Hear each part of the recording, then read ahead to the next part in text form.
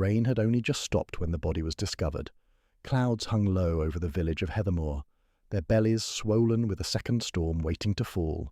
The manor house of Madame Rosamund, once a grand estate of laughter and music, stood tall and silent, its windows like dark eyes that had seen too much. It was inside, in the drawing-room where the scent of roses lingered faintly from an afternoon's gathering, that the crime revealed itself, baffling, impossible, and whispered by the servants as a curse finally come to roost. The victim lay slumped in a carved oak chair by the fireplace, his face pale and drained of colour, his eyes wide open in a ghastly surprise. He was Edgar Thorne, a solicitor of some repute in London, but a man despised quietly in the countryside where his dealings were considered sharp and unfeeling. That very morning he had come to visit Madame Rosamund, the wealthy widow whose late husband had once been his client. His sudden death might have been expected by those who disliked him, yet what unsettled everyone was not the fact of his death, but the manner of it. For though he sat there lifeless, no wound could be found, no struggle, no hint of violence. The door had been locked from within, the windows fastened shut, and the poker by the hearth untouched. The only sound when the butler had broken the door open was the faint tick of the mantel clock, and the only clue, if such it could be called, lay at the victim's feet, a single playing card, face down. When Constable Briggs turned it over, he frowned and showed it to the assembled servants, a queen of spades. The card seemed an afterthought, almost absurd in its neatness. None could say where it had come from, for Madame Rosamund's house was not known for games of cards, and Edgar Thorne had arrived with no belongings, save his leather briefcase. Yet there it was, stark against the Persian rug, a token both too obvious and too meaningless. Madame Rosamund herself, draped in black though her widowhood was long established, stood rigid near the doorway as the constable questioned her. She was tall, statuesque, her face pale but unreadable. She claimed she had left Thorne alone in the drawing-room for scarcely a quarter of an hour, while she oversaw tea being brought up. When she returned, the door was bolted from the inside, and silence hung where his voice had been.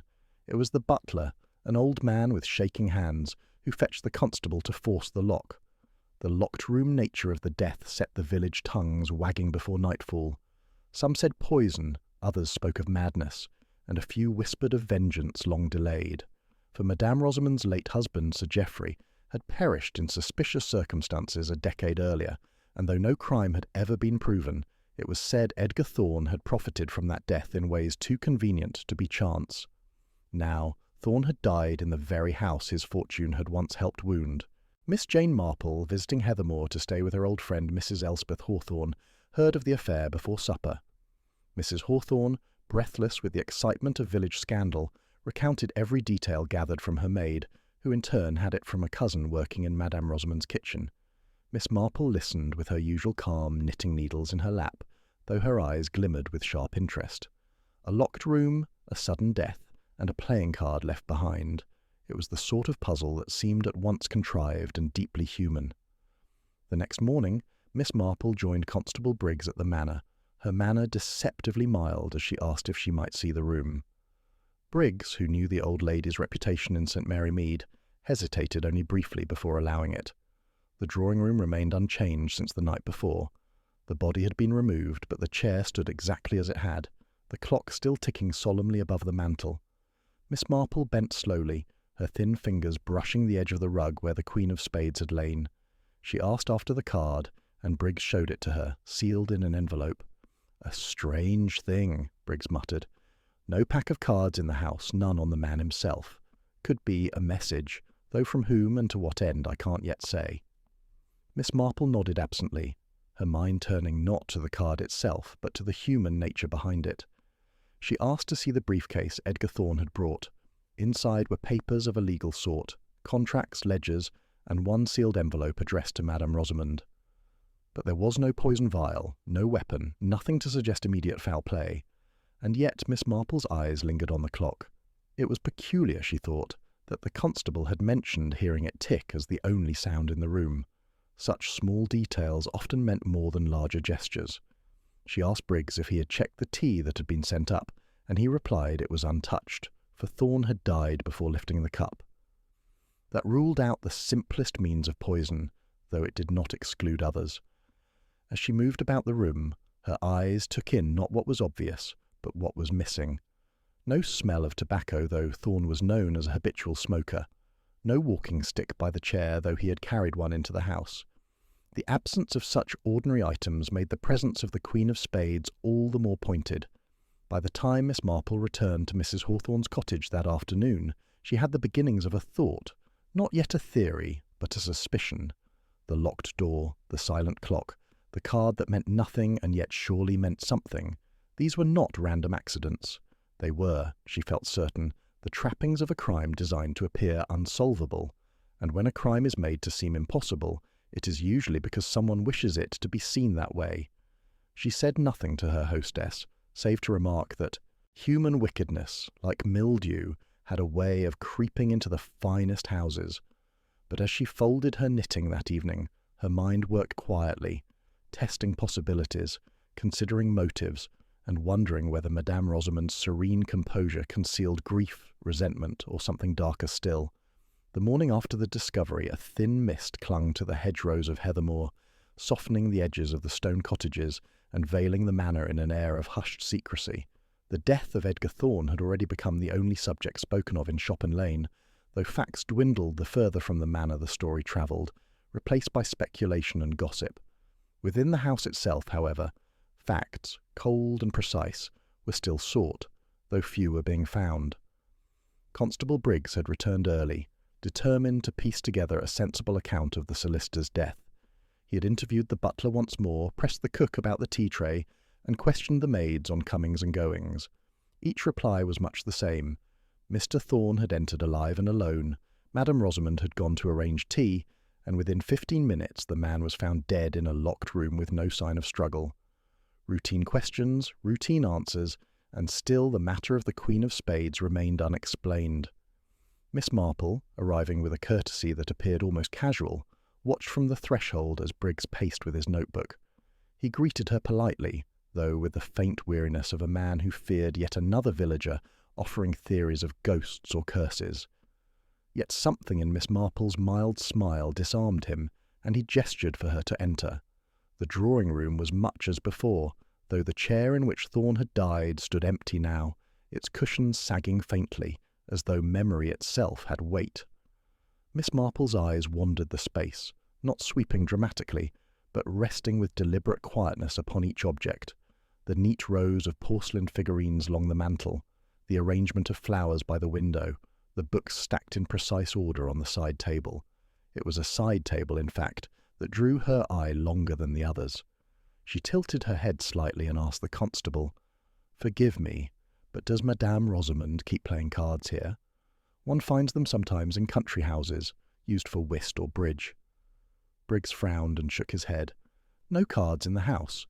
I searched. Madame Rosamund herself swears she hasn't played a hand since her husband's death. Doesn't like the frivolity of it." Miss Marple nodded. "Quite so. Then it is curious that the card appeared here, in so neat a fashion, don't you think? If one wished to suggest a message, one usually writes a letter. A card is rather theatrical." Her tone was mild, almost conversational, but her eyes twinkled with something sharper.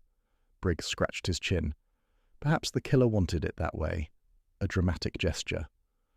"Or perhaps," Miss Marple said softly, "the card was not left by the killer at all. Perhaps it was left by the victim himself." The constable blinked at her, puzzled, while she bent slightly over the table.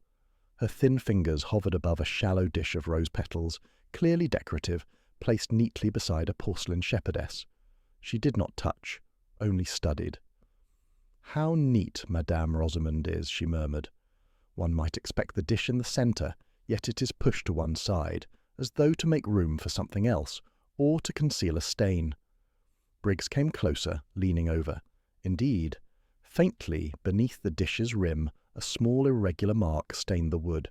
It was darkened, old perhaps, but in the right light seemed fresh.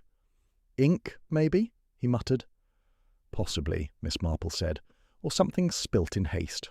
One notices such things when one has spent a lifetime arranging tables for vicarage teas." At that moment Madame Rosamund herself entered, tall and composed, though her pallor seemed greater than before. She carried herself as though nothing within her house could truly surprise her, but her eyes flicked quickly to the table and back again. A very slight movement, but not lost on Miss Marple. "You are kind to come," Madame Rosamund said, her voice level. "But surely there is little more to be found. The constable assures me Mr. Thorne's death must have been natural, though sudden." Miss Marple's knitting bag rested lightly against her wrist as she replied, "It is possible, of course, but one cannot help but wonder about the card, dear lady. Most unusual in a house without a deck to its name." Rosamund's gaze lingered on her for a heartbeat too long before she turned away, adjusting a vase of roses as though it had always required attention. Her hands were steady, but her silence spoke of discomfort. Briggs, noting this, pressed her about visitors, about deliveries, about whether Mr. Thorne might have carried cards himself.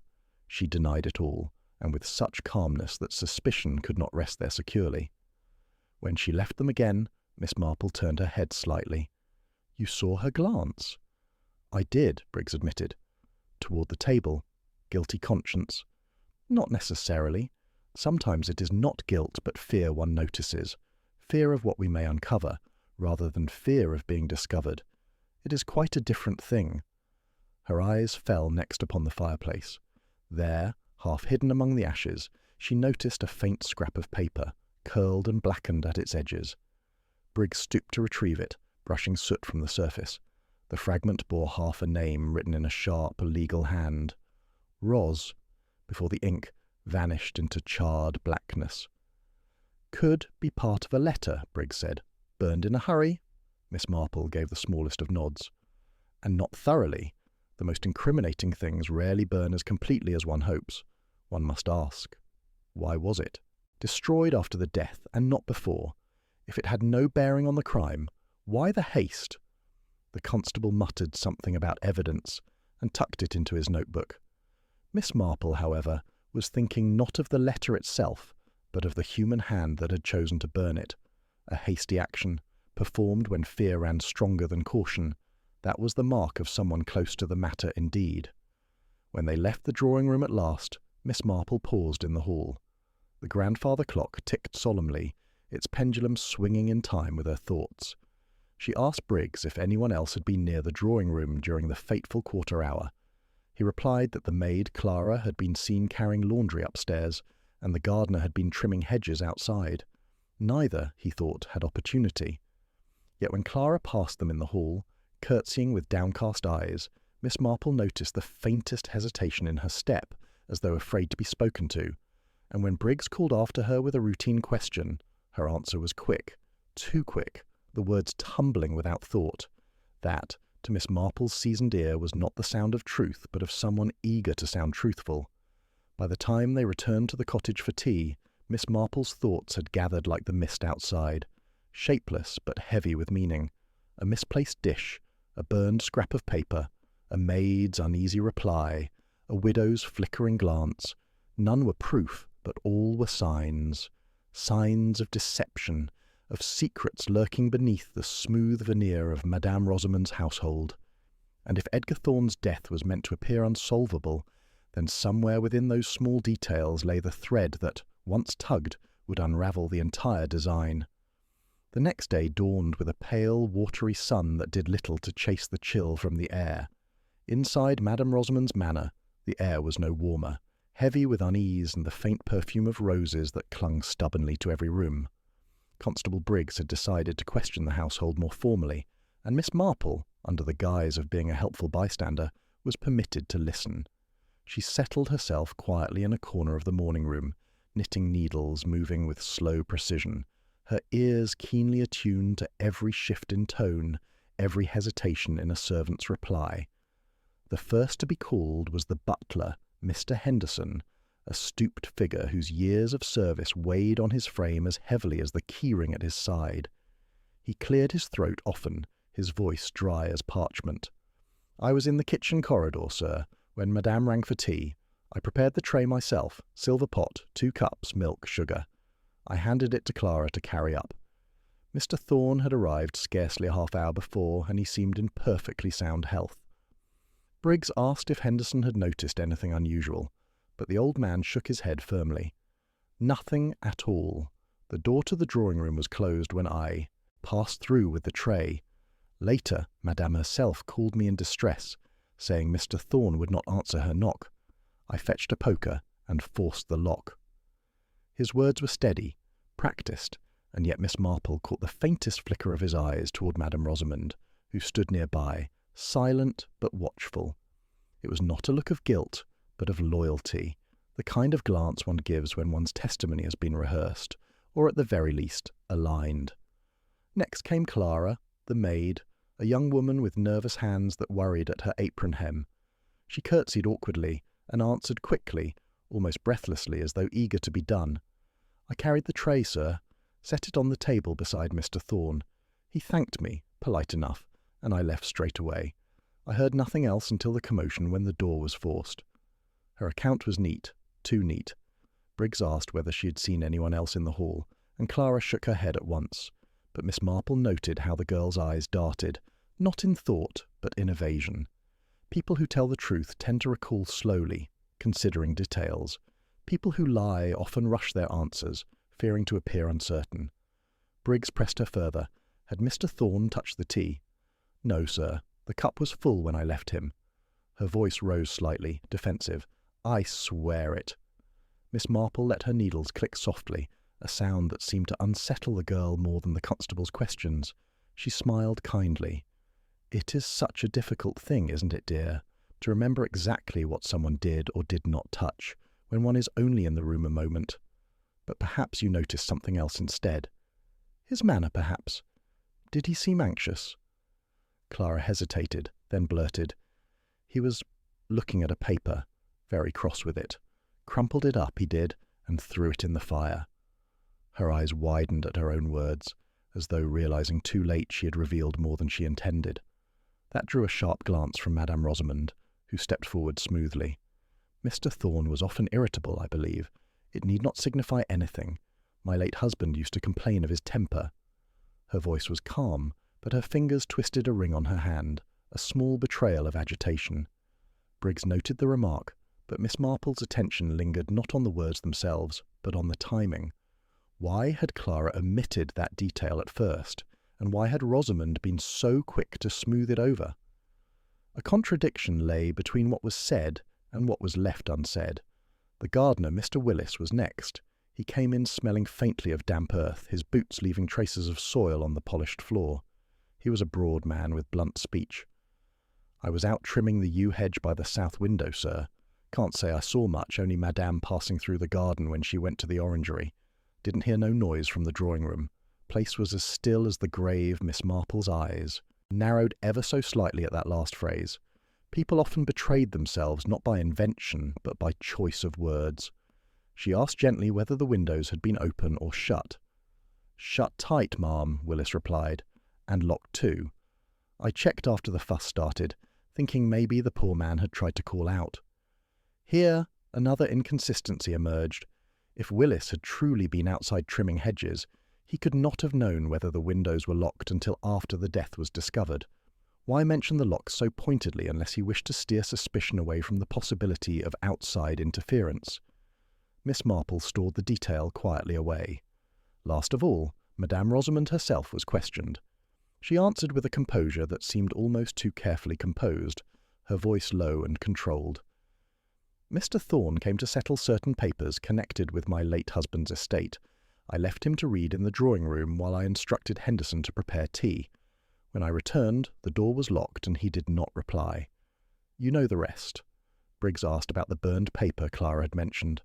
Rosamund's eyes darkened, though her tone remained smooth. "Mr. Thorne was reviewing documents. It is not unlikely he found some unworthy of his time and disposed of them. Men of his profession are impatient with trivialities." Miss Marple, however, noticed how Rosamund's hand strayed once more to her ring, turning it round and round. She had noticed the same habit when the burnt scrap had been mentioned the day before. It was a small thing, but small things often spoke louder than words. When the questioning was done, Briggs left with more notes than answers, muttering that everyone's story seemed to agree on the essentials, though none could explain the locked door or the card. Miss Marple walked slowly back through the hall, her mind sifting through each testimony. Henderson's glance of loyalty, Clara's nervous omission, Willis's unnecessary insistence, Rosamund's too ready calm, each bore the mark of deception, though of what kind she could not yet say. Some deceived out of fear, some out of loyalty, and some perhaps out of self-preservation. As she paused by the grandfather clock once more, she thought of the Queen of Spades, a symbol of misfortune, of treachery. Was it left by Thorn as a dying message, as she had suggested? If so, it pointed not outward to some nameless foe, but inward to someone he already knew, someone in that house. Miss Marple smiled faintly, as though at some private memory. Human nature, she knew, rarely altered in its patterns. A lie told too quickly, a truth shaded with convenience, a gesture too carefully measured. Such things revealed more than confessions ever did. And in Heathermore, amid roses and shadows, the voices of deception were already speaking louder than the words themselves. The rain returned that evening, pattering against the tall windows of Mrs. Hawthorne's cottage as Miss Marple sat before the fire, her knitting untouched in her lap. The accounts of the day played in her mind as neatly as stitches on a needle, each loop and knot representing a word, a glance, a silence. The contradictions had revealed themselves like threads, but the pattern they formed was still tangled. A crime, she knew, was rarely born of one motive alone. More often it was a knot of greed, resentment, and fear, all twisted together until one final act severed the cord. She began with Clara, the maid, a nervous girl, quick to speak and quicker still to retract. Clara's story of the burned paper had been telling, not only for what it revealed, but for the fear it inspired in her. Why had she hesitated to mention it? Perhaps she had been warned not to, or perhaps she herself had something to hide. A servant who glimpsed too much often stood in the most precarious place of all, caught between silence and betrayal. If Thorn had burned a letter, Clara might have known its contents before the flames consumed them, and knowledge can be as dangerous as guilt. Then there was Henderson, the butler. His account was steady, his loyalty obvious. Too obvious, Miss Marple thought. Loyalty could be born of devotion, but also of self-interest. Henderson had served the Rosamund family for decades. If Sir Geoffrey's death 10 years ago had left questions unanswered, Henderson would have been among the few who knew the truth. Perhaps Edgar Thorne's visit threatened to unearth old secrets, secrets that might tarnish the house's reputation, and Henderson's own comfortable position within it. The gardener, Willis, presented a different puzzle. He was coarse, unpolished, yet his insistence on the locked windows had struck her as rehearsed, too firm for a simple man's casual observation. Why emphasize what no one had asked him, unless, of course, he feared suspicion might fall on someone slipping through those very windows? And who would that be, if not himself? Miss Marple did not believe Willis clever enough to devise a locked-room trick, but she knew well that stupidity did not preclude malice. And then there was Madame Rosamund. The widow's composure, her pale serenity, her too quick defence of Clara's omission, all these rang as carefully arranged notes in a song meant to sound harmonious. Yet beneath them Miss Marple detected a discordant undertone. Thorn had come regarding Sir Geoffrey's estate. Was there something in those papers, something Thorn had threatened to reveal, that placed Rosamund in danger? A widow's fortune could be precarious, her position more fragile than appearances suggested. If Thorn had held power over her, whether through money or reputation, might she have been driven to rid herself of him at last?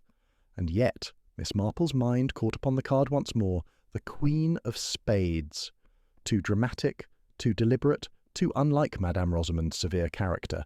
Rosamund would have chosen silence, not a symbol. The card suggested someone else, someone who wished to make the death appear theatrical, perhaps even to frame the lady of the house. That possibility deepened the maze rather than solved it. The following morning she returned to the manor under the pretence of calling on Rosamund for sympathy. The widow received her in the library, where tall shelves pressed in like silent witnesses. Sunlight slanted weakly through the windows, casting long bars of gold across the carpet.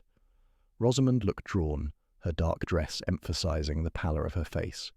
"I must apologize," Miss Marple said gently, her voice warm with concern. All this strain. It cannot be easy, having such things happen beneath one's roof. Rosamund gave a faint smile, one that did not reach her eyes. It is a dreadful business, yet I cannot feel sorrow for the man himself. Thorn was a vulture. My husband never trusted him fully. I endured his presence only for the sake of concluding matters long delayed. Long delayed? Miss Marple repeated softly. Rosamund inclined her head. My husband's estate was complicated. Certain investments, certain disputes. Thorn was the last to handle them, and I had hoped with his visit to close the matter for good. Miss Marple let her needles click faintly. One hears sometimes, she remarked mildly, that such disputes are not only financial, but personal. Old grievances, perhaps. Did Mr. Thorn hold something over you, my dear? Rosamund's hand, as if of its own accord, strayed once more to her ring. Not over me, but perhaps over others. She rose, as though the conversation had drawn too close to danger. You must excuse me, Miss Marple. I find myself quite fatigued. When she left the room, Miss Marple's eyes wandered to the desk. The papers there were neatly stacked, but one corner of a folder had been bent, as though it had been rifled hastily. She did not touch them. Her respect for propriety was too strict, but the impression remained. Someone, perhaps Rosamund herself, had been searching desperately. Later, in the servants' hall, Miss Marple engaged Clara in quiet conversation, offering gentle remarks about her skill in setting a tea-tray. The girl flushed, pleased by the attention, until Miss Marple's soft questions slipped into the flow. "And you knew, of course, the nature of the paper Mr. Thorn burned? You are a clever girl. I imagine you caught a word or two." Clara's eyes widened, and she shook her head quickly.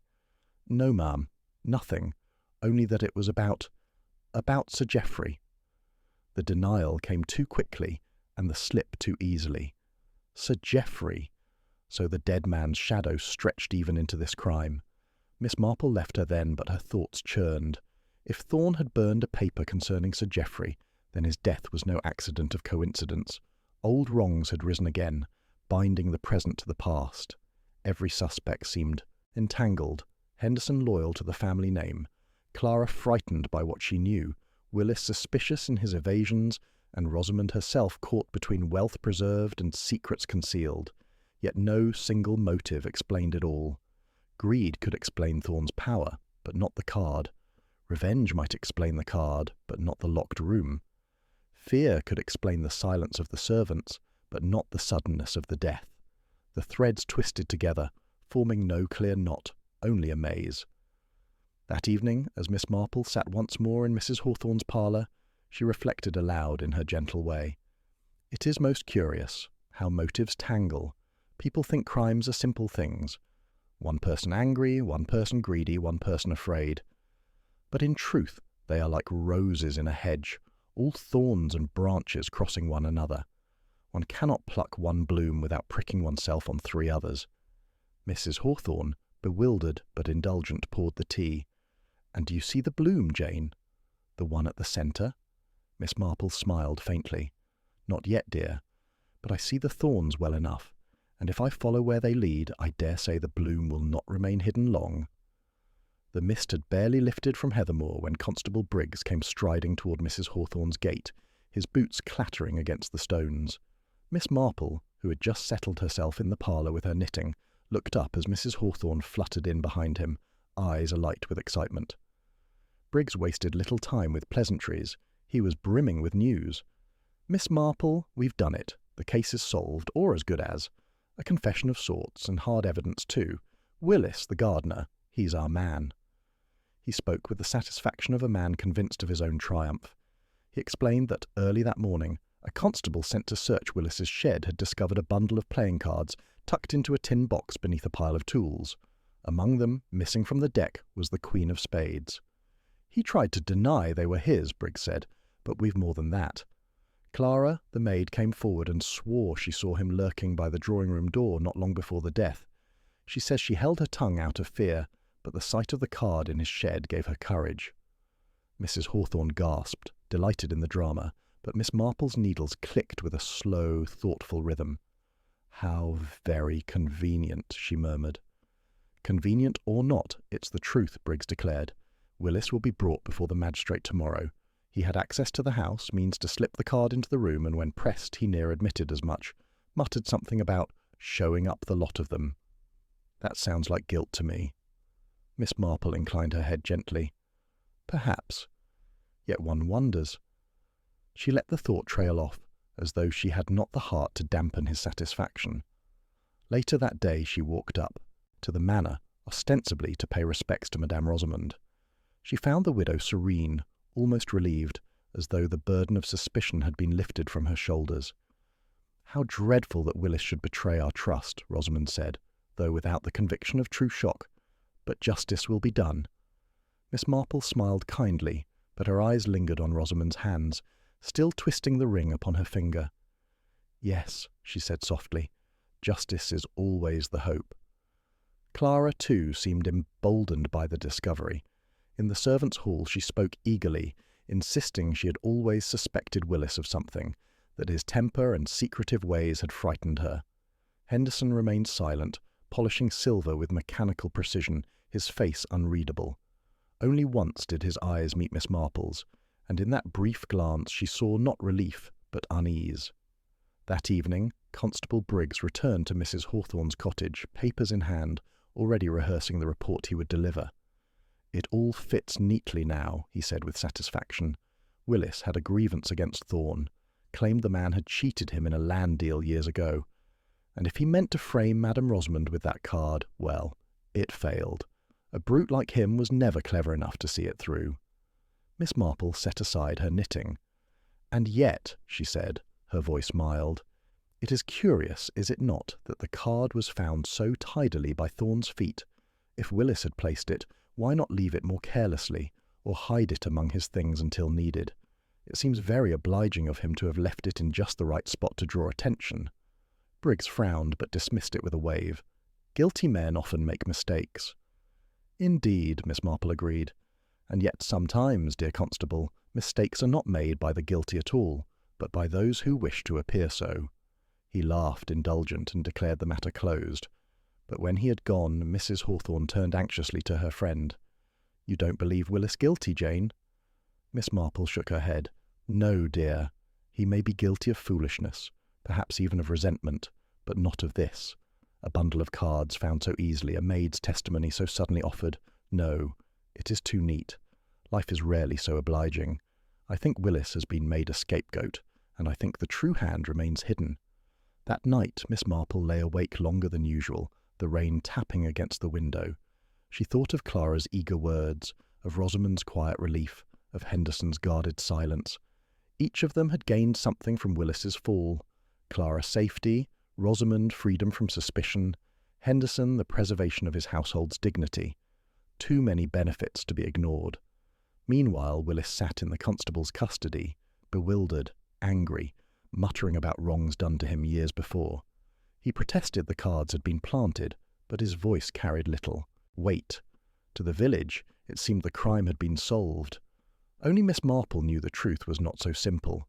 She sensed the real criminal still moved among them, calm and patient, like a spider at the centre of a web. The card, the locked room, the burned letter, all remained unexplained, and until those pieces found their place, no declaration of victory could be trusted. For now the shadows still held the answer, and the true killer, watching events unfold, had not yet made their final move. The following morning brought a brittle sunlight that filtered through the trees around Heathermore like pale gold dust. Miss Marple, as was her habit, wandered quietly through the village, her mind occupied not with the apparent solution of Edgar Thorne's death, but with the threads of the past that had been hinted at, yet never fully examined. People assumed a crime began and ended in the present, but Miss Marple had long observed that old grievances, long-forgotten slights, and unsettled affairs often extended their shadows far into the present, shaping events in ways most overlooked. She returned, by chance or instinct, to the manor in the early afternoon. Madame Rosamund greeted her politely, serene once more, though a shadow lingered in her dark eyes.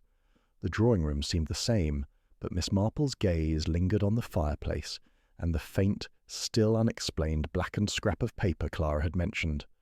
It was easy to dismiss as a detail, but she had long known that a single forgotten scrap, or a seemingly minor complaint from years past, could illuminate an entire mystery. While she examined the room, her thoughts returned to Sir Geoffrey's death 10 years prior. It had always been whispered in Heathermoor that Thorn had played a role in hastening the settlement of the late Sir Geoffrey's affairs, and that some local residents considered it underhanded. She remembered old accounts, gossip passed along by Mrs. Hawthorne, of a contested inheritance, of minor heirs slighted, and of Rosamund's discreet but persistent protests that her husband's assets be protected from Thorn's machinations. Henderson, the butler, moved quietly about, dusting a shelf, but Miss Marple noticed him glance at her, a flicker of unease in his normally measured gaze. It was subtle, almost imperceptible, but not to her, the kind of detail that suggested knowledge, not guilt, but knowledge. She recalled Henderson's loyalty, his long years of service, and the possibility that he had preserved secrets for a decade, secrets that might now explain the burning of the letter. A sudden memory surfaced. During the earlier questioning, Clara had mentioned, almost reluctantly, that the paper burned by Thorn referred to Sir Geoffrey. That clue, trivial to the constable, suggested more than simple bureaucratic concern. Why had Thorn felt the need to destroy the paper? Was it truly out of impatience, as Rosamund suggested, or did it hold information that someone else might have wished to suppress? Miss Marple considered the positions of the servants.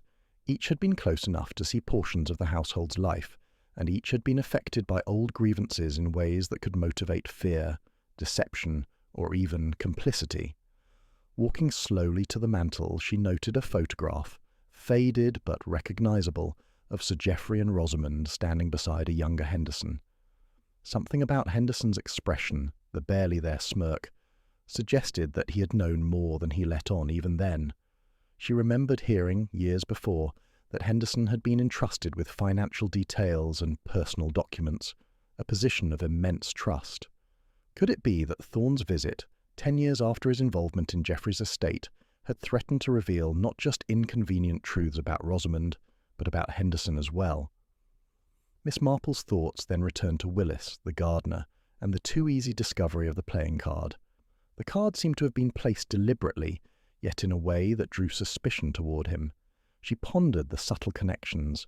Clara's fear, Henderson's loyalty, Rosamund's careful calm, all suggested a network of protective instincts, born not of recent events, but of the past.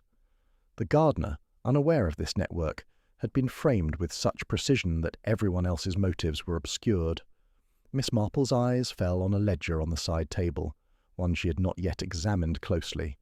She leafed gently through its pages, discovering entries of old transactions, shares, minor properties, and loans, traced back to a period around Sir Geoffrey's death. Certain names recurred. Thorn, of course, but also Henderson's signature on approval lines, and Rosamund's own annotations, hidden in faint pencil marks. A pattern emerged. Thorn had profited quietly, Henderson had facilitated the arrangements, and Rosamund had attempted to mitigate the outcomes, but with limited power against a determined solicitor. It was the faint pencil mark on one page that drew her attention most, an abbreviation she recognized from her previous studies of household ledgers, a private note indicating dispute. She realized that the burned paper had likely contained similar information, revealing matters that some preferred never to see the light of day, and the consequences of that knowledge had reached far beyond Sir Geoffrey's immediate estate, reverberating into the present. Miss Marple recalled an old, overlooked case she had encountered decades before in St. Mary Mead, where a minor family dispute had erupted into tragedy years later because a letter had been concealed and the truth manipulated by those close to the family. This was similar, an old grievance preserved, secreted by loyalty and fear, now shaping new actions, new lies, and even a death that seemed inexplicable at first glance. She considered the interactions of the household in light of this history. Clara's eagerness and nervousness were consistent with someone caught between fear and curiosity, watching a web of secrets unfold before her. Henderson's silence was the mark of a man who had known too much, whose position depended on preserving the household's dignity, yet who may have sensed that the balance was shifting. Rosamund's composure was layered, a mask not just for her grief but for her careful navigation of the household's delicate equilibrium, maintained for a decade since her husband's death. Even Willis the gardener could now be seen differently. His resentment and anger had been genuine, but easily manipulated. A clever hand could exploit his grievances, draw him into suspicion, and place him at the centre of a stage scene without his awareness. Miss Marple's keen mind began to map these connections, seeing how fear, loyalty, and long-forgotten disputes intertwined to form a network of apparent evidence, all leading to the wrong conclusions. By late afternoon, Miss Marple had retraced the village gossip, reviewed the household's actions, and reconsidered the positions of each person present during the fatal hour. The locked room, the playing card, the burned letter, and the seemingly straightforward motive of Willis now all pointed to a larger, older narrative, one rooted not in the moment of death, but in a decade-old history of power, control, and quiet vengeance. As she rose to leave, Miss Marple's gaze rested briefly on Rosamund, who seemed unaware of the mental web being unravelled around her. The widow's dark eyes betrayed neither guilt nor innocence, only the patience of someone accustomed to playing a long game. Miss Marple smiled faintly. The past, she thought, often hides in plain sight.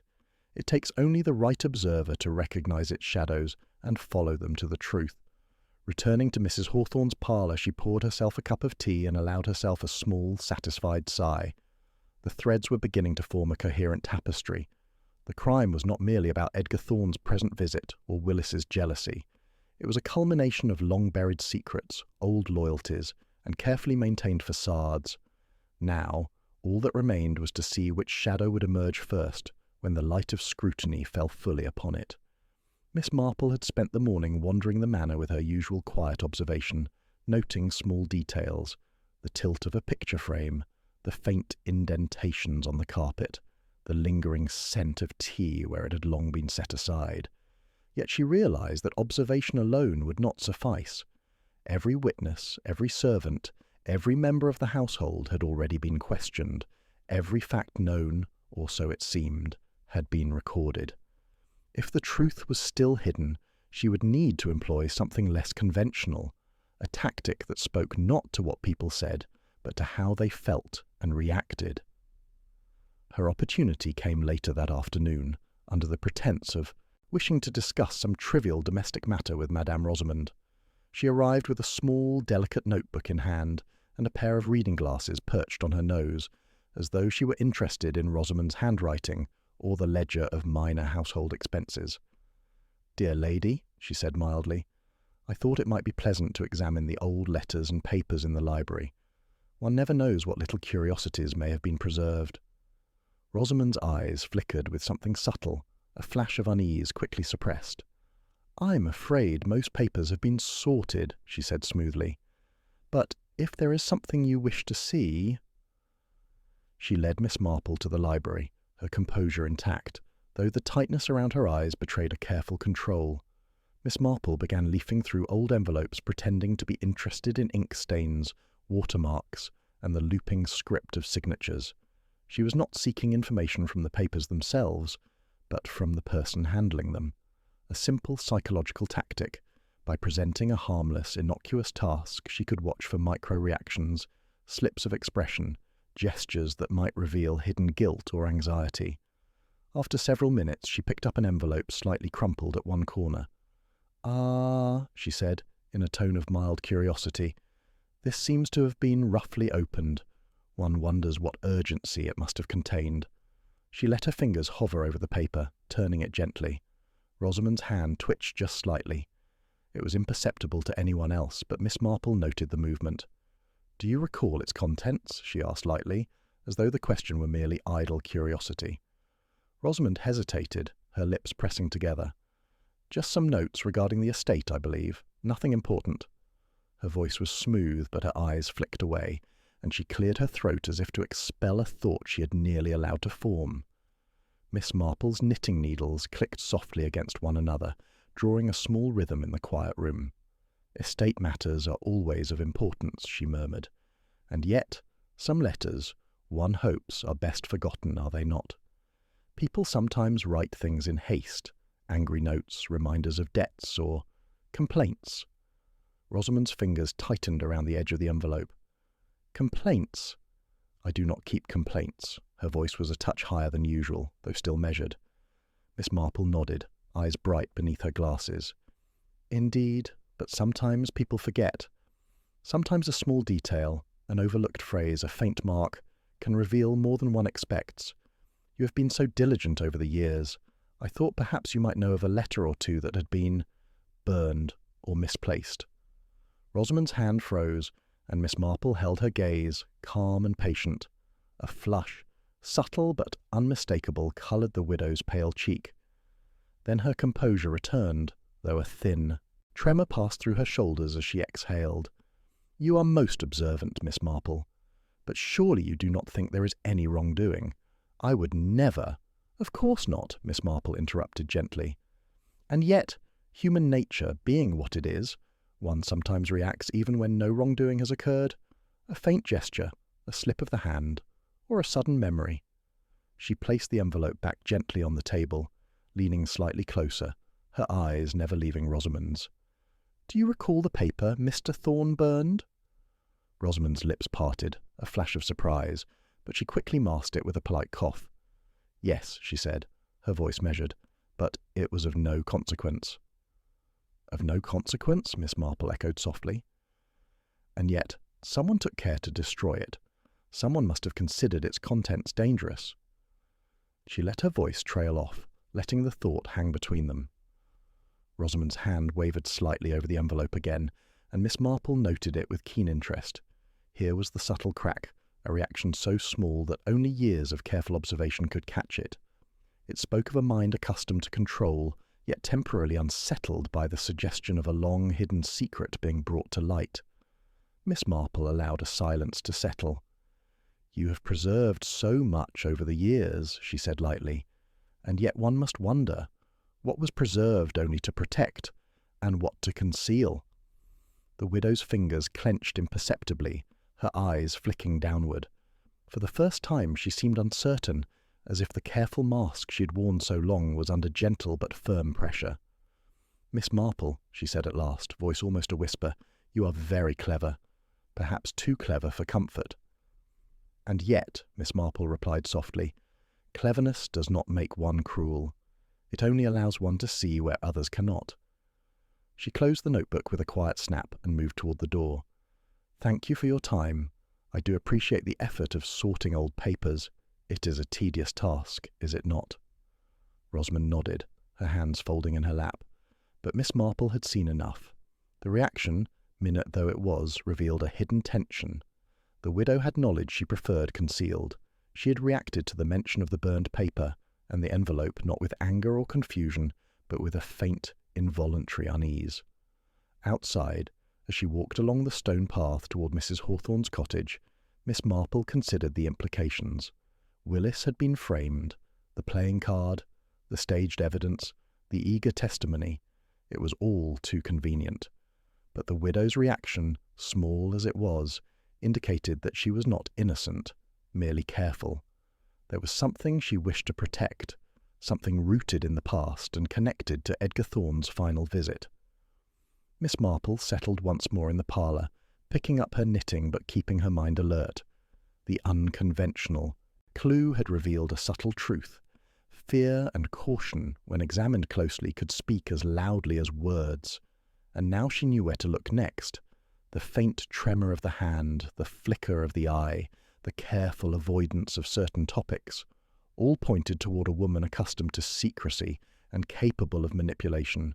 The real culprit remained hidden, but the first cracks had begun to appear. Miss Marple allowed herself a small, satisfied smile.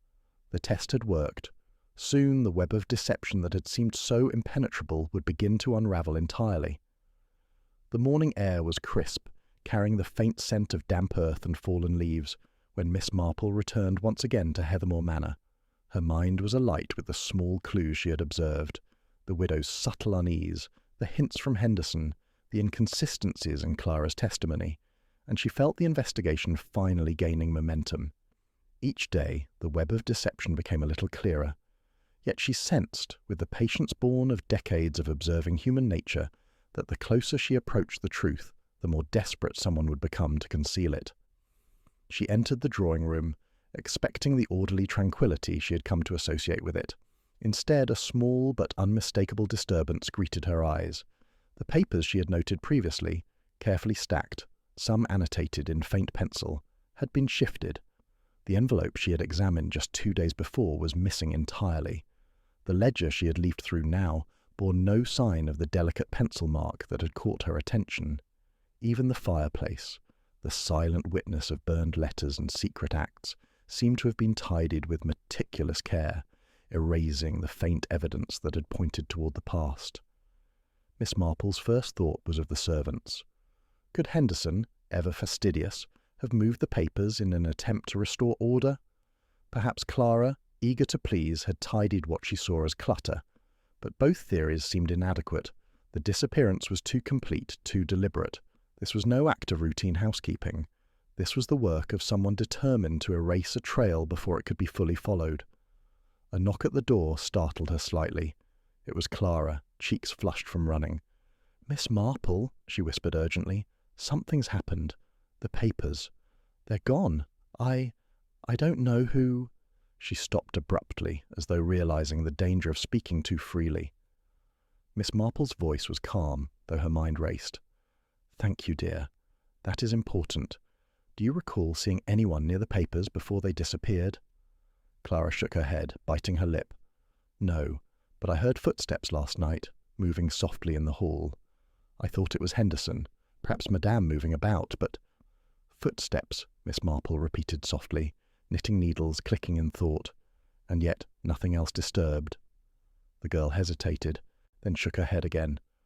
"No, ma'am. Only the papers." Miss Marple considered the possibilities. Henderson had motive to protect the household's reputation. Rosamund had motive to protect herself, and Clara had motive to avoid blame. Yet only one of them had the combination of access, timing, and subtlety required to remove the evidence without leaving a trace. She left the room, closing the door quietly behind her, and made her way to the servants' hall. Henderson was polishing the silver with the same precision as always, but the faint crease in his brow betrayed concern, or perhaps caution. "Good morning, Henderson," she said lightly. "Have you noticed anything unusual today?" "Nothing at all, Miss Marple," he replied smoothly. Though his eyes flicked briefly toward the drawing-room, everything seems in perfect order. Miss Marple allowed a pause, then continued casually. "Even the old letters and ledgers?" "All in their usual places?" Henderson's hands tightened slightly on the cloth. "Yes, as far as I am aware." The tiny tension in his voice, almost imperceptible, was enough to suggest awareness, yet it still did not explain who might have removed the papers. Miss Marple felt the familiar thrill of a case where the pieces shifted beneath one's fingers. The trail existed, but someone was actively attempting to bury it. Later, she returned to the garden, ostensibly to enjoy the weak afternoon sun, but really to reflect. The disappearance of the evidence changed everything. The small breakthroughs she had been relying upon, the pencil mark, the burned letter, the ledger entries, were now inaccessible. It was as if the crime itself had learned to hide, to manipulate events to protect its architect. Her thoughts turned to Rosamund. The widow had been careful, composed, ever polite, but the reaction she had displayed when the envelope was handled, an involuntary tremor, a subtle flush, had marked her as someone with knowledge. Who else could have removed the papers so quietly, so efficiently, without leaving a hint? Miss Marple's intuition, honed by years of quiet observation, whispered the answer: the person who had the most to protect and the most skill at concealment. Returning to the manor once more, she found Clara hovering near the hallway, restless. "Miss Marple," the girl whispered again, "what do we do now? The papers are gone. Everything." "Everything is not gone, dear," Miss Marple said gently, resting a hand on Clara's arm. "The mind preserves what the hands cannot touch. We remember details that no thief can remove. And sometimes the very act of removing evidence leaves a mark the thief cannot erase." Clara looked puzzled, her young face creasing with worry. "A mark?" "Subtle things," Miss Marple said, smiling faintly. "A gesture, a glance, the way someone reacts when a topic arises. These are things that cannot be hidden, no matter how carefully one arranges a room. The more desperate the person becomes, the more likely they are to reveal themselves in ways too small for ordinary eyes, but never for mine. That evening, as the sun dipped low, painting the sky in hues of copper and grey, Miss Marple sat by the fire in Mrs. Hawthorn's parlour, knitting needles clicking steadily. The theft of the evidence had raised the stakes, yes, but it had also provided a subtle confirmation. The real criminal knew that the investigation was closing in. Someone was anxious, watching, acting to cover their trail. Miss Marple's mind traced back over the household, the nervous hesitation of Clara, the unwavering loyalty of Henderson, the subtle tremors of Rosamund when pressed with the envelope, and she recalled the ledger, the burned letter, and the Queen of Spades, each piece now shadowed by absence, yet still alive in memory. The game had changed. What once had been a hunt for evidence had become a study of behaviour, a careful reading of reactions and small details, and Miss Marple knew, with the quiet certainty of experience, that the true culprit would reveal themselves if she pressed with patience and precision. The vanishing evidence had been a challenge, but also a gift. It exposed desperation, highlighted hidden fears, and narrowed the field. Now, trust was fragile, every interaction a test, every word a potential clue, and in that fragile tension Miss Marple felt the first stirrings of victory, not through brute discovery, but through the subtle art of observation. The morning that followed the disappearance of the crucial papers began with an uneasy quiet. Heathermore Manor sat shrouded in mist, the gardens dripping with dew, yet within its walls tension vibrated like an unseen pulse. Miss Marple had spent the previous evening piecing together the threads of observation, reviewing every tremor, hesitation, and subtle glance she had noted. She was certain that the true culprit's anxiety had intensified with the stolen evidence, but she had underestimated the lengths to which this person would go to protect their secrets. It began with a sharp, urgent knock at the cottage door. Mrs. Hawthorn answered, only to step back in shock, her hand flying to her mouth. A messenger, out of breath and nearly shaking, handed Miss Marple a note scrawled in a hurried, almost panicked hand. She unfolded it carefully, her eyes scanning the brief message. "Clara is missing. Last seen near the west wing. Come quickly." Miss Marple's knitting needles clicked to a halt. Clara, the young maid who had been her quiet confidant in untangling the household secrets, missing. The message was unmistakable in its urgency, and the risk was immediate. Whatever had been hidden in the papers, the burned letter, the ledger entries, the Queen of Spades, had now provoked a violent desperation. She hurried to the manor, stepping carefully over the frost-kissed garden paths. Henderson greeted her at the door, his usual composure faltering as he realized the gravity of the news. She was supposed to be tidying the west wing," he stammered, "but she's vanished. No one saw her leave." Miss Marple's eyes narrowed. The west wing was less frequented, a corridor of rooms largely unused except for storage and old family relics. It was the perfect place to isolate someone, to intimidate, or worse. She felt the first sharp prickle of concern. The criminal had escalated from concealment to direct action. The stakes had shifted. This was no longer a game of subtlety alone. It was now urgent, dangerous, and unpredictable. She began her search, methodical as ever. Every room in the west wing was examined with care, the small servants' quarters, the storage closets, the old linen rooms. Doors were locked, drawers emptied, yet Clara remained nowhere to be found. Then a faint sign caught her attention, a scuff mark on the polished floor, leading toward the rear exit that opened onto the untended garden. It was slight, easily overlooked, but to Miss Marple it was the footprint of fear. Someone had moved Clara against her will. Following the trail into the garden, the mist thickened, muffling the sounds of the morning. She moved swiftly, noting the disarray of some of the shrubs along the path, as if someone had pushed through them in haste. Then she saw it, a discarded handkerchief, clutched tightly in a small, trembling fist. It bore a faint mark of soil and moisture, but it was unmistakably Clara's, given the embroidery of her initials. Miss Marple's heart quickened. The criminal was not only clever, but bold. moving someone through a part of the estate that was rarely trafficked in broad daylight and with sufficient subtlety to avoid notice. Whoever had stolen the papers had the nerve and audacity to escalate their tactics. Her mind raced through the household's occupants.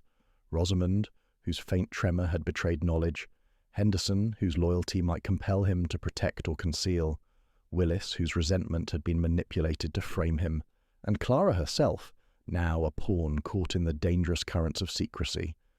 She realized that the second crime, or near crime, was a message. Someone still held the upper hand, watching every move, anticipating every step. Following the trail further, Miss Marple discovered a small shed at the far edge of the gardens, half hidden by overgrown hedges. The door, normally kept closed, was slightly ajar. She paused, listening, her keen senses alert to the slightest sound. Inside, she found Clara huddled, shaken but unharmed. The girl's eyes widened as Miss Marple approached. "Clara, dear," she said gently, kneeling beside her. "You're safe now. Tell me what happened." Clara swallowed hard. Someone wanted to frighten me, Miss Marple. They said if I told anyone about the papers there would be consequences. They didn't mean to hurt me, but—" Her voice trembled as she struggled to explain. "I heard them moving in the house late last night. They were angry. I ran to the west wing, and then—" Miss Marple nodded slowly. Yes, I understand. You were clever to hide. The criminal underestimated you." She rose, brushing off the damp from her skirt. "Now we must consider who among the household has the access, the knowledge, and the motive to escalate to such measures." Returning inside, Miss Marple gathered the key figures in the drawing-room. The tension was palpable. Henderson's face was unreadable. Rosamund maintained her serene composure, and Willis sat silently, a mixture of resentment and relief in his posture. Clara remained close to Miss Marple, still pale but steady in the presence of her protector. Miss Marple spoke carefully, without accusation. "We are confronted with a serious development. Someone sought to intimidate Clara, to remove her from the scene. This act is not of mere anger or accident. It is deliberate, calculated. We must now recognize that the individual responsible is not only clever, but bold enough to act when the pressure of exposure becomes too great." Rosamund's eyes flickered almost imperceptibly as she adjusted her hands in her lap. Henderson's expression remained composed, but the faint crease between his brows betrayed thoughtfulness under duress. Even Willis's jaw tightened. Miss Marple's gaze swept the room, unhurried but precise. She knew the subtle reactions, the twitch of a finger, the quick glance, the faint flush, were the true evidence now. "The situation has changed," she continued softly. "We are no longer examining a crime committed in isolation. We are observing a person who wishes to control events, manipulate perception, and preserve their secrets at any cost. And when secrets are threatened, as we have seen, they act, not with reason, but with urgency." The household fell silent, aware that the investigation was no longer merely about identifying a culprit, but about preventing further harm. The shadows that had been hovering at the edges of the manor were now seen more clearly, their intentions revealed through their desperation. Miss Marple, knitting quietly, allowed the weight of the revelation to settle. The true criminal remained steps ahead, elusive and willing to escalate. Yet in observing the reactions of those present, she had gathered the first solid signs of fear, guilt, and exposure. The path forward was no longer a matter of simple deduction. It was a careful orchestration, a deliberate test to provoke truth without endangering the innocent. By the evening, Heathermore Manor was tense, watchful, and alert. The second act of danger had proved the villain's cunning, and Miss Marple understood that patience, subtlety, and psychological insight would be her tools in the days to come. The investigation was no longer simply a matter of solving a past crime. It had become a race, against time, a challenge to prevent another tragedy while unravelling the true culprit's carefully constructed web. Miss Marple returned to the manor that evening, the chill of the autumn air still clinging to her coat. She walked slowly along the familiar stone paths, letting her mind sift through the events of the past days, the disappearance of the crucial papers, the sudden panic over Clara's vanishing, the subtle tremor in Rosamund's hand, the meticulous movements of Henderson, and the too convenient framing of Willis. Every clue, every observation, every reaction that had seemed isolated or minor, now began to hum with potential significance. She seated herself in the drawing-room, knitting resting in her lap, and allowed her eyes to drift across the familiar furniture, the fireplace, the mantel lined with faded photographs, and the scattered remnants of everyday life. The room seemed ordinary, even mundane, but Miss Marple knew that the ordinary often concealed the extraordinary.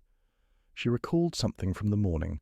Clara had mentioned, almost in passing, that a silver letter-opener had been missing from the desk in the west wing.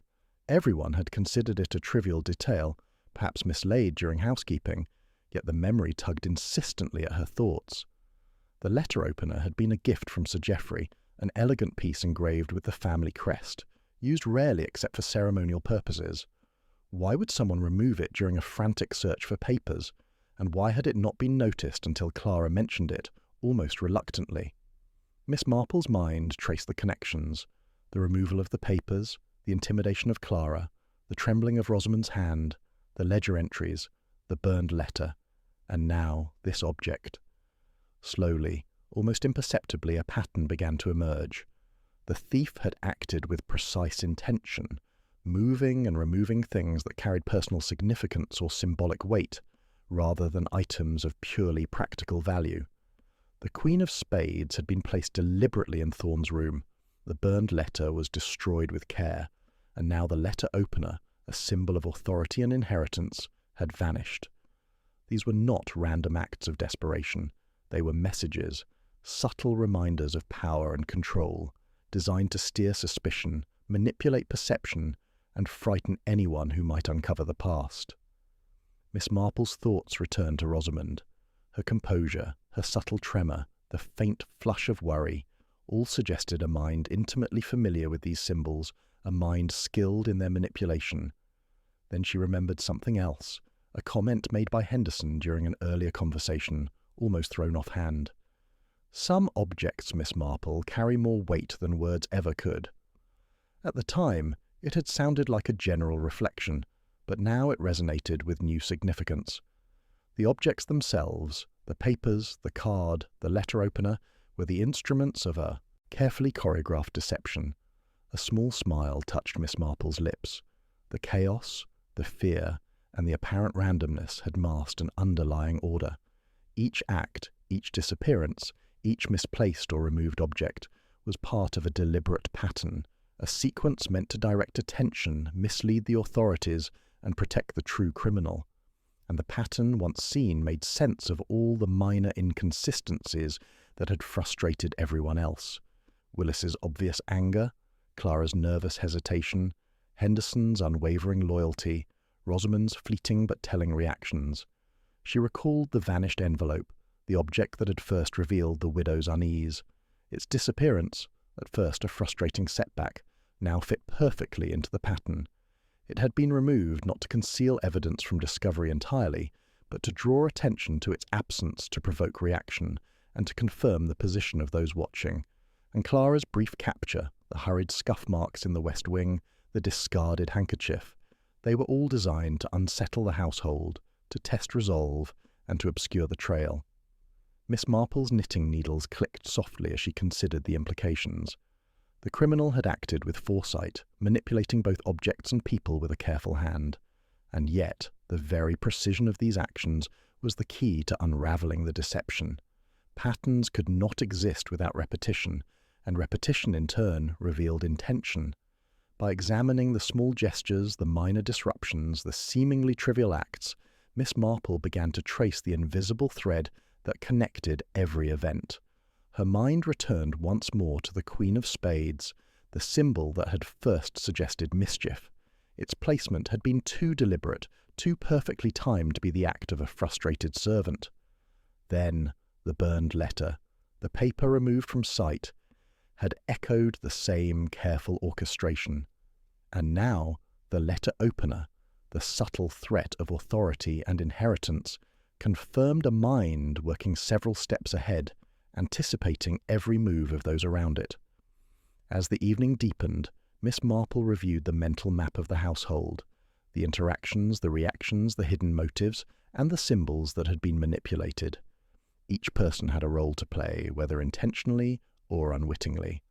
The pattern revealed not only the culprit's cunning, but also their psychological profile: meticulous, patient, controlling, and intimately familiar with the vulnerabilities of those around them. And then it struck her.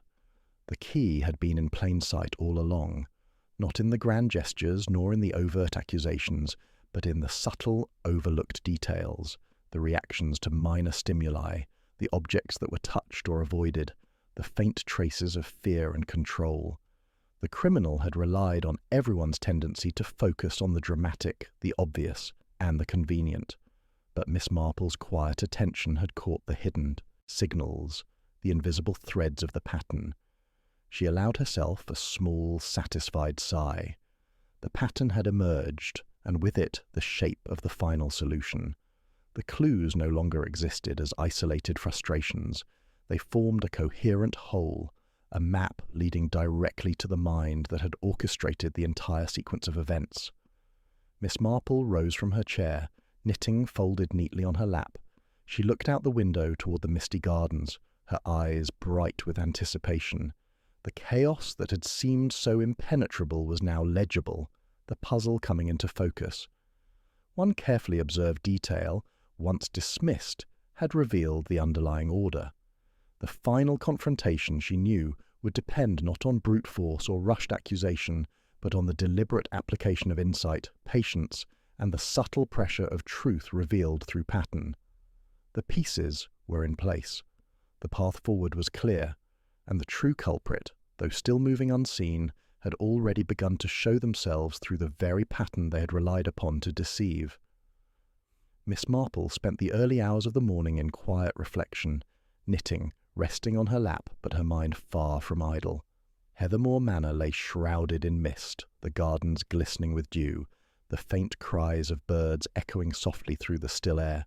She considered the pattern she had uncovered, the careful manipulation of objects, the stage clues, the psychological games played against those around her.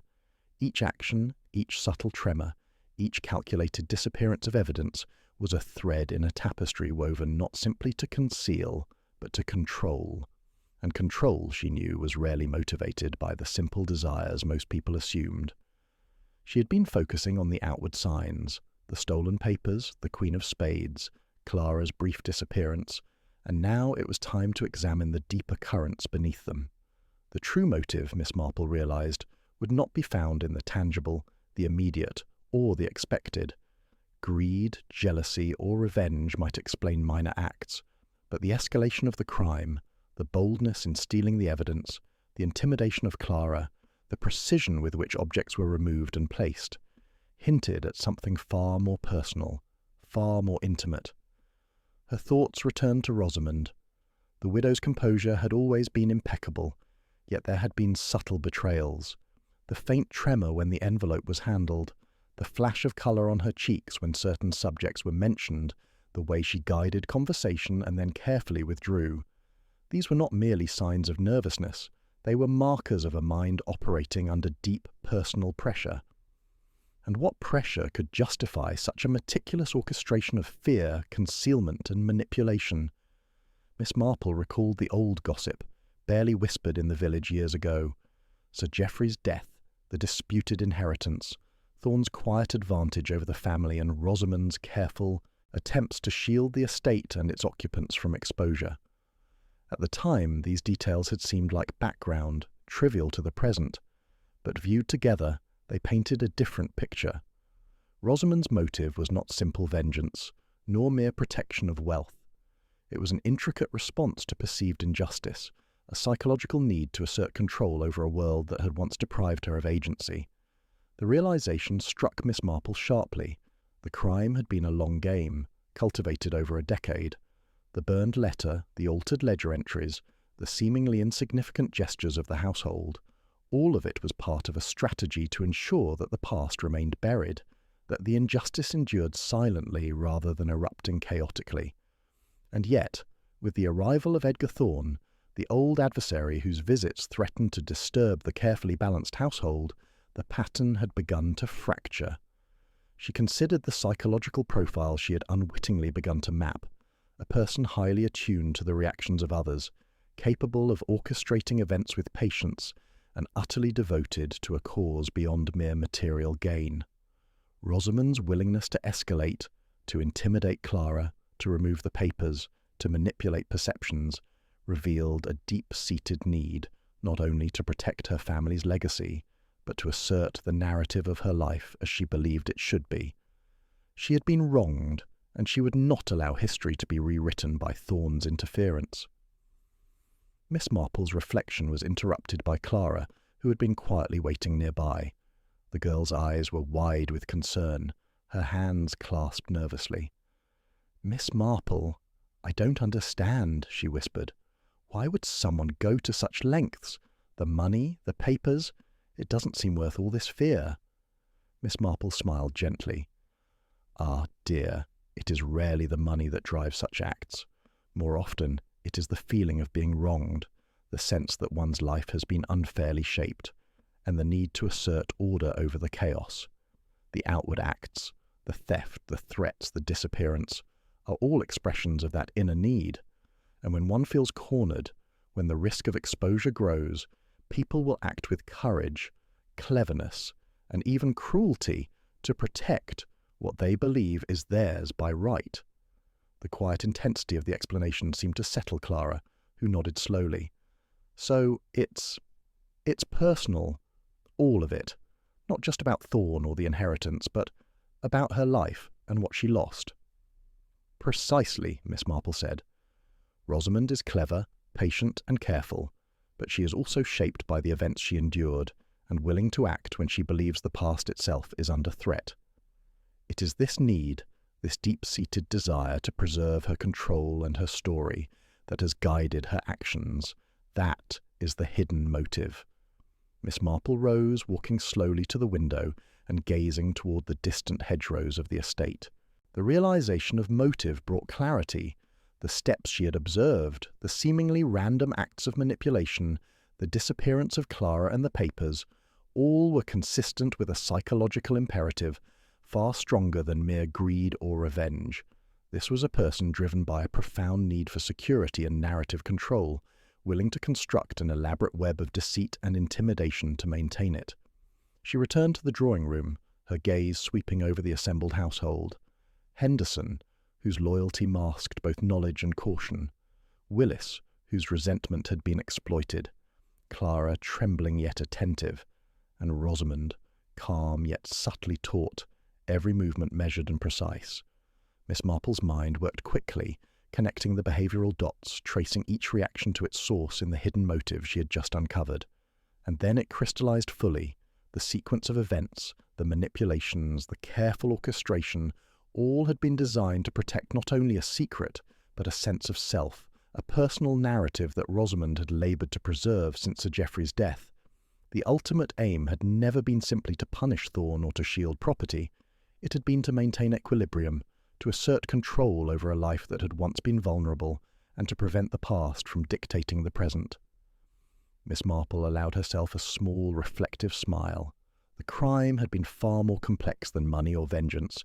It had been an intricate dance of psychology, memory, and fear. And now, with the hidden motive revealed, the final steps toward resolution could be taken, for the mind behind the crime had left subtle traces precisely where Miss Marple's careful observation could discern them. The hidden motive illuminated not only the why, but also the how. Every act, every misdirection, every vanished piece of evidence had been shaped by a deeply personal calculus, and each misstep in observation or assumption had been precisely what the criminal had counted on. But Miss Marple had seen the underlying design, the shadow of intent behind the outward actions, and with that clarity she began to plan the next phase, a careful orchestration that would expose the true nature of the crime, reveal the extent of the deception, and bring the hidden motive into full light, leaving no room for concealment or further manipulation. The story, she realized, was nearing its conclusion, and the truth, though deeply buried, was finally within reach. Miss Marple had spent the morning preparing with meticulous care. The house hummed with the ordinary sounds of a late autumn day. Yet beneath that quiet facade, every detail had been arranged to ensure the culmination of her long observation. She had studied the subtle tremors of Rosamund's hand, the careful placement of objects, the vanished papers, the Queen of Spades, and Clara's frightened flight. Now, all that remained was to orchestrate a situation in which the true culprit would reveal themselves, whether through words, gestures, or instinctive fear. She invited the household to the drawing-room under the pretense of reviewing the final arrangements for an upcoming family gathering, a small, innocuous excuse that ensured all the key players would be present. The tension in the air was palpable. Even Henderson, usually unflappable, cast occasional glances at the widow, while Clara hovered silently near the fireplace, her eyes wide but trusting. Rosamund, as always, maintained her serene composure, but Miss Marple noted the faint crease between her brows, the subtle tightening of her lips, a small but telling sign that the widow felt the careful trap closing around her. "Thank you all for joining me," Miss Marple began in her soft, deliberate voice. "There is, as you know, a matter that has unsettled the household. Some papers have vanished, and certain events have caused distress. Yet, through patient observation and the careful consideration of the smallest details, I believe the truth has emerged." She allowed a brief pause, letting her gaze sweep the room without accusation, merely observation. Rosamund's eyes flicked briefly to Henderson and then back to Miss Marple, as though measuring the reaction of the others, weighing the risk in every move. Miss Marple's eyes, sharp beneath her glasses, rested lightly on the widow. "Some acts, it appears, are born not merely of greed or resentment, but of a deeper need, an urge to preserve one's own narrative, to control the flow of events when the past threatens to dictate the present." The widow's fingers tightened around her handkerchief, the only sign of unease in an otherwise controlled posture. Miss Marple continued, calm and deliberate. "It is remarkable, isn't it, how small actions can reveal the larger truth? A tremor of the hand, a subtle hesitation, the careful removal of objects, even the staging of fear. These are the threads that lead us to understanding." Rosamund's lips parted slightly, the first outward sign of acknowledgement. She remained silent, but Miss Marple had long ago learned that silence under scrutiny could be far more revealing than speech. She took a gentle step closer, allowing her gaze to linger with unbroken patience. "The pattern is clear. The papers, the Queen of Spades, the burned letter, all of it points to someone who values control, who seeks to manage perception, and who will act decisively when they feel that control is threatened." The widow's composure wavered almost imperceptibly. A flash of colour on her cheeks, the faint stiffening of her shoulders. Miss Marple noted each signal as if reading an open book. The room remained quiet, tension coiling around each occupant like an invisible spring. "Miss Marple," Rosamund finally spoke, her voice calm but careful, "I do not understand. What is it that you believe I've done?" Miss Marple's response was measured, gentle, yet imbued with the quiet certainty of one who has seen the unseen. "Not what you have done, dear lady, but why. Your actions, though meticulous, leave subtle signs. A tremor here, a flash of anxiety there. You sought to protect your family's story, to shield it from exposure, and in doing so, you orchestrated a sequence of events that caused fear and confusion." Rosamund's hands clenched in her lap. "And you believe I orchestrated the removal of the papers? The threats toward Clara?" "Indeed," Miss Marple said softly.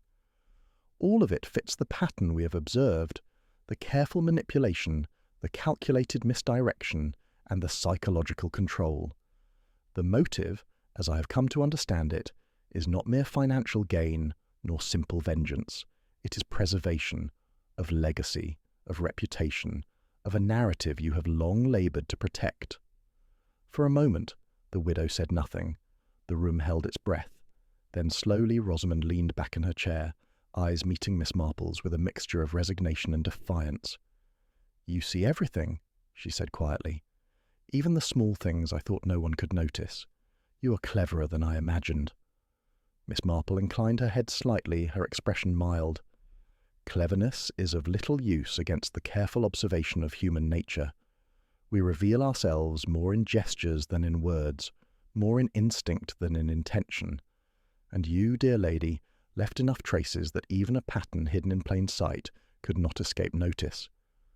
Rosamund's composure broke fully, just slightly, as if admitting her own limitations. She exhaled slowly. "Yes," she murmured, her voice barely above a whisper. "I acted to protect what I believed must be preserved, but I never intended for harm. I never meant for Clara to be frightened, nor for chaos to spread." "You acted as any person might under similar pressures," Miss Marple said gently. "And yet, actions have consequences. The pattern has revealed your motive, and in doing so, the truth can now come to light without further risk to the innocent." Rosamund's eyes filled with tears, the first unguarded emotion she had displayed. Henderson, watching quietly from the side, nodded slightly, as if acknowledging the inevitability of the revelation. Willis, too, relaxed from his earlier tension, sensing that the true nature of the events was now understood. Clara, still trembling but attentive, seemed to absorb the reassurance of the truth finally emerging. Miss Marple allowed a pause, letting the confession settle into the air. "The final piece," she said softly, "is to ensure that this knowledge is not used for further concealment, but to restore balance, to bring the household back into harmony. The motives have been revealed, the pattern discerned, and the consequences understood. From this, we may now proceed with clarity." Rosamund inclined her head, a gesture of both relief and acknowledgement. "I see now that my careful orchestration could not remain hidden forever. You have revealed what even I could not fully perceive, the subtle cracks that betray intent." Miss Marple's gaze softened but remained steady. "It is the nature of truth to reveal itself in time, through observation, through the careful reading of human behavior. The web you wove was intricate but not invisible. And now, having seen the full picture, we may take steps to restore order and prevent further harm." For the first time in days, the room seemed to breathe collectively. The tension that had coiled like a spring around the manor loosened, leaving a quiet, sober relief. Miss Marple, knitting needles clicking softly, allowed herself a small smile. The trap had worked, not through confrontation alone, but through patience, insight, and the subtle pressure of accumulated observation. The culprit had been cornered, their motives revealed, and the pattern laid bare. Rosamund, still seated, seemed both diminished and relieved, the weight of long-held secrets now acknowledged. The household, once fractured by fear and misdirection, could begin the slow process of reconciliation. And Miss Marple, as always, remained quietly watchful, knowing that the resolution of one pattern inevitably led to the vigilance of many more. The final confrontation had not been violent, nor dramatic in the conventional sense. It had been a careful orchestration, a test of patience and perception, and a demonstration of how even the most meticulous deception could be unravelled by observation, understanding, and the quiet persistence of truth. The calm that settled over Heathermore Manor after Rosamund's confession was deceptive. The household had exhaled collectively, tension easing from shoulders and faces that had been taut with fear and suspicion for days. Miss Marple, ever patient, remained quietly observant, her knitting needles clicking softly, her eyes flicking across the familiar furniture and the people who filled the room. She had orchestrated the confrontation with precision, revealed the hidden motive, and restored a semblance of order. It seemed for the moment that the case had reached its natural conclusion. Yet, even as she allowed herself the briefest moment of satisfaction, Miss Marple's instincts pricked at her. Something remained unresolved, not in evidence, nor in motive, nor in the pattern she had carefully traced, but in the subtle nuances she had observed throughout the investigation. A hesitation too quick to notice, a glance diverted just slightly too late, a word that felt off in timing or inflection. The pieces seemed complete, yet her intuition whispered that a shadow lingered beyond the visible threads of the case. She returned to her chair by the window, gazing out over the misted gardens. The morning sun, weak and pale, struggled to illuminate the far edges of the estate, where hedgerows cast long, shifting shadows. Miss Marple's thoughts returned to the sequence of events: the missing papers, the Queen of Spades, Clara's temporary disappearance, the burned letter, and Rosamund's carefully concealed agitation. All of it had pointed convincingly to the widow, whose confession had seemed to close the loop neatly. Yet, as she considered Henderson's behaviour over the past week, she felt the familiar pull of suspicion, the kind that arises not from evidence alone, but from intuition honed over decades of quiet observation. Henderson had been loyal, yes, and outwardly composed, but there had been subtle anomalies, a slightly delayed response to questions, a small hesitation when Clara's handkerchief was mentioned, a fleeting flicker of apprehension when Miss Marple had suggested the pattern of manipulation. None of these details alone were damning, but their accumulation created a pattern of its own, one that hinted at knowledge beyond that which Rosamund had revealed. Miss Marple rose, her knitting set aside, and quietly requested that Henderson join her in the study. The man entered with his usual polite composure, though she noticed the slight tightening of his jaw and the careful adjustment of his cuffs. She gestured to the chair opposite hers. "Thank you, Henderson," she said softly. "I wonder if you would indulge me in a few questions." He inclined his head. "Of course, Miss Marple. Anything that helps resolve this matter." She studied him carefully, her gaze deliberate. "You have been very loyal, very attentive, and I trust you. Yet I cannot help but notice certain subtleties in your behaviour over the past days. Small hesitations, glances, gestures. Can you explain them?" Henderson's fingers tightened briefly on the armrest, a minuscule reaction that did not escape her notice. I do not believe I have acted unusually, ma'am." Miss Marple leaned forward slightly, her voice calm but insistent. "Perhaps not unusually, Henderson, but inconsistently. There are moments when knowledge burdens a person, even if they are not the architect of a crime. You have observed things, have you not? Details that were meant to remain hidden, that might have assisted the true mastermind in their orchestration." Henderson's composure wavered, imperceptibly at first, then more noticeably as he shifted in his seat.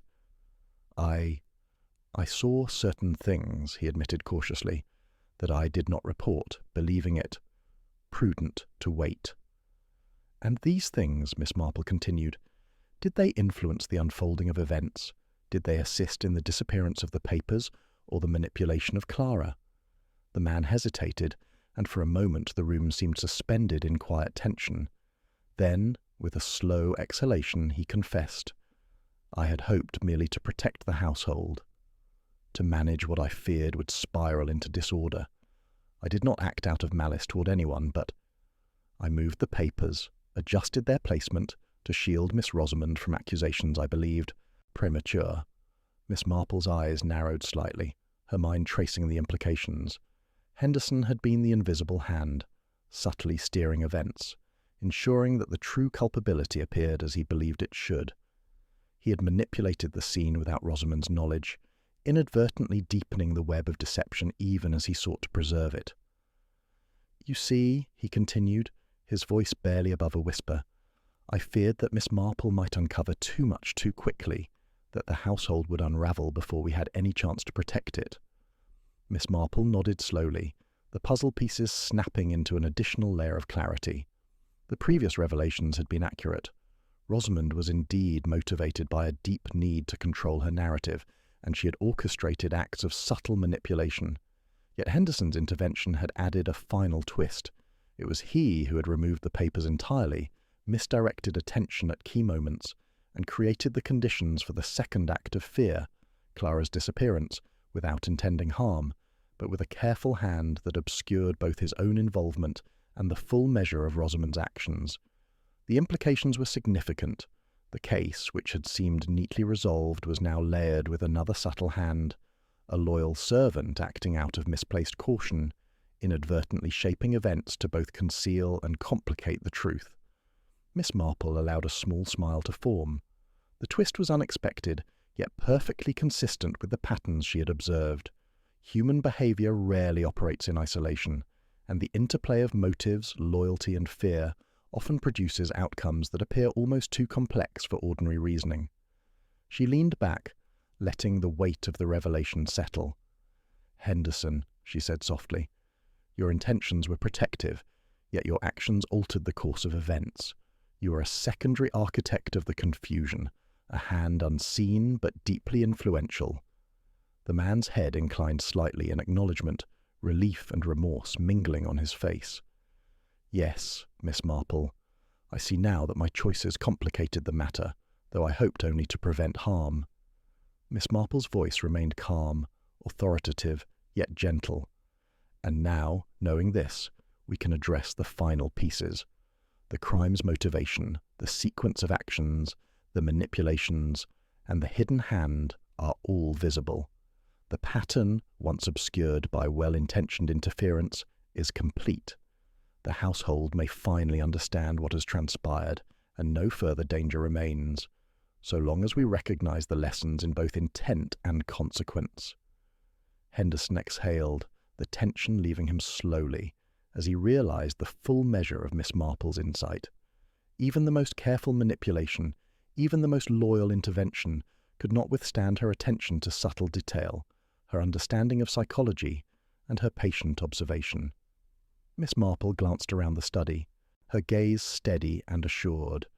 The unexpected twist, the revelation of Henderson's inadvertent role as co-conspirator of circumstance, had tested her analytical skill to its limit.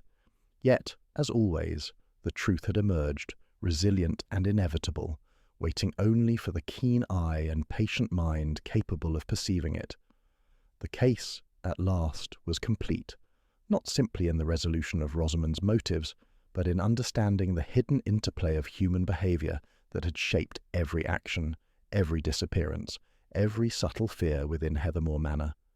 And as Miss Marple settled back in her chair, knitting needles resuming their gentle rhythm, she allowed herself the quiet satisfaction that comes from seeing the final twist, the last turn of the pattern, and the revelation of a truth that had eluded so many but not her. The autumn sun had dipped low over Heathermore Manor, casting long golden streaks across the frost-kissed gardens. Inside, the household moved with a tentative calm, each member still processing the revelations of the past days. Rosamund sat quietly in her favourite armchair, hands folded in her lap, eyes lowered but serene, while Henderson lingered near the window, the weight of his unintentional interference evident in the stoop of his shoulders. Clara, having recovered from her brief ordeal, offered small, polite smiles but remained shy, a reminder of the fear that had once gripped her, and Miss Marple, as ever, observed quietly, her knitting needles clicking softly, her mind still sifting the final threads of the tangled web that had consumed the manor. The resolution had been layered. Rosamund's confession had revealed her hidden motive, the careful orchestration of events to preserve her family's narrative and legacy. Henderson's disclosure, the last-minute twist, had added a new dimension. The loyal servant's interventions, though protective in intent, had altered the course of events, complicating the perception of guilt and intention. Together, these revelations brought clarity, yet the question of justice remained. How to reconcile human imperfection with accountability? Miss Marple rose and called the household together in the drawing-room. There was no dramatic flourish, no sensational accusation, only the quiet authority of someone who had observed the minutiae of human behavior and understood their weight. She began gently, her tone calm but precise. "We have seen the sequence of events unfold, the actions that led to fear and confusion, and the motives that shaped them. And now, I believe, the truth may be understood fully by all present." Rosamund looked up, her hands trembling slightly as she gripped the armrests. Henderson straightened, aware that his own actions would be addressed with Miss Marple's customary insight. Clara's eyes widened, curiosity mingled with lingering apprehension. Miss Marple began to recount the events in careful detail, not as a list of accusations, but as a story of human choices and consequences. She spoke of the missing papers, the Queen of Spades, and the burned letter, illustrating how each had been manipulated with precision. She highlighted Rosamund's motive, not mere greed or simple revenge, but a deep psychological need to control the narrative of her life and protect her family's legacy. "And yet," Miss Marple continued, "even the most careful orchestration cannot escape the subtle truths revealed in human behavior. Small hesitations, fleeting glances, and the slightest inconsistencies betray intention, even when actions are concealed with care. These were the clues that allowed me to see beyond the apparent resolution. Her gaze shifted gently to Henderson. And here we see the last layer of complexity. Though your actions were guided by loyalty and caution, your intervention altered the path of events, introducing a final twist that momentarily obscured the pattern. You acted not out of malice, but your choices still carried consequences, and they too form part of the record that must be acknowledged. Henderson inclined his head slowly, accepting the truth in her words. Yes, Miss Marple. I see now that my caution created confusion, even as I sought to protect Miss Rosamund and the household. Miss Marple's expression softened. It is the nature of human behaviour that even well-intentioned acts may complicate truth. The responsibility is not always measured in intention alone, but in awareness, and in the clarity of perception required to anticipate outcomes. That is why the smallest detail, Clara's handkerchief, the placement of the letter opener, the Queen of Spades, proved so vital. These were not merely objects or gestures, but signals that, when properly observed, revealed the underlying order beneath the apparent chaos. Rosamund's hands unclenched and she spoke softly, her voice carrying both relief and resignation. I acted to protect what I believed must be preserved. I did not wish harm, yet I see now the fear and confusion I caused. Perhaps justice is not punishment alone, but recognition of the truth and understanding of the choices we make. Miss Marple inclined her head. Indeed, justice is sometimes the illumination of truth, the acknowledgement of motives and the restoration of clarity. The household may now move forward with awareness of both the actions and the intentions that shaped these events. There was a pause, a collective exhalation, as the room absorbed the meaning of her words. The tension, which had bound the household in quiet anxiety for days, loosened, leaving a measured calm. Even the unseen web of manipulation, the invisible threads of intention, had been brought to light, leaving no shadow unchecked. And yet, as Miss Marple observed the room, she felt a familiar prickle of insight. The case was resolved in one sense, but human behaviour is never fully predictable. The choices of the future, the subtle decisions of those who remain, would continue to ripple outward. Some threads would weave themselves anew, yet the knowledge of patterns, the understanding of hidden motives, would guard against repetition. She addressed the household once more, her tone quiet but firm. Let us remember that even in apparent resolution, vigilance and careful observation are necessary.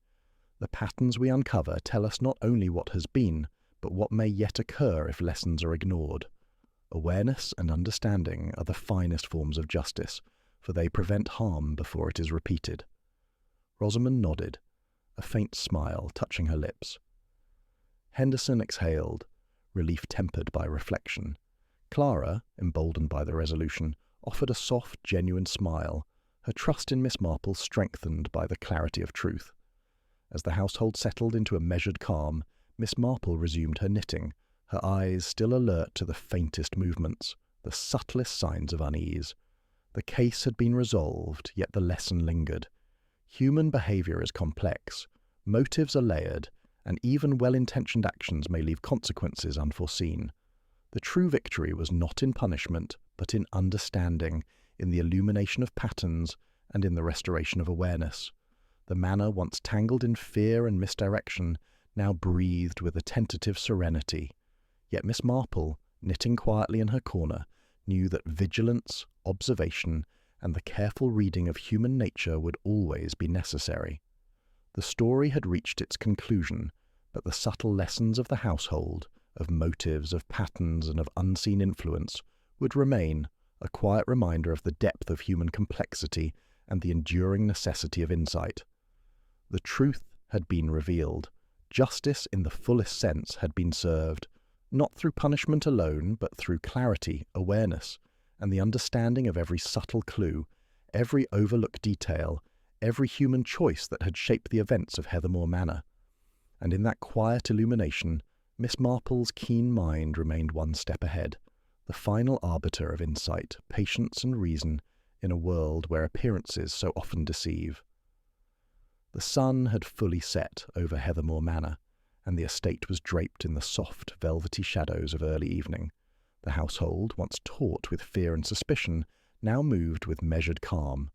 The papers were returned, explanations given, motives understood, and the subtle interplays of human intention laid bare.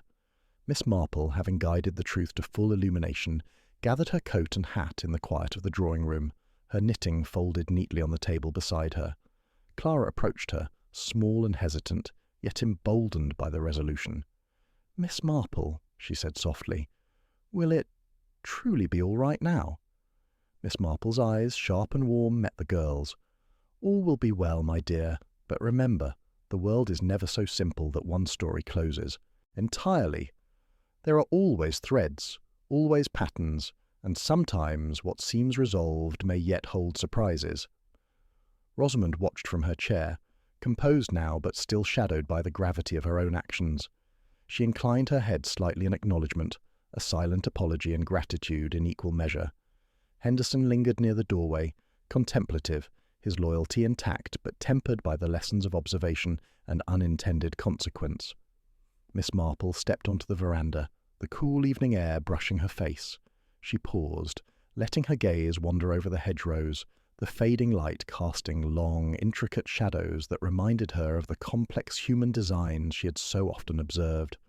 Even here, in the apparent quiet of resolution, subtle irregularities caught her eye.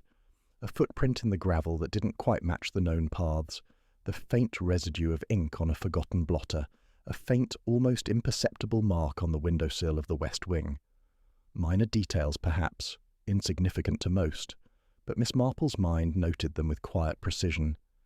She adjusted her hat and stepped down the stone path toward the gate, her coat brushing against the frost-tipped grass. Yet even as she moved, her mind wandered to the lingering curiosities.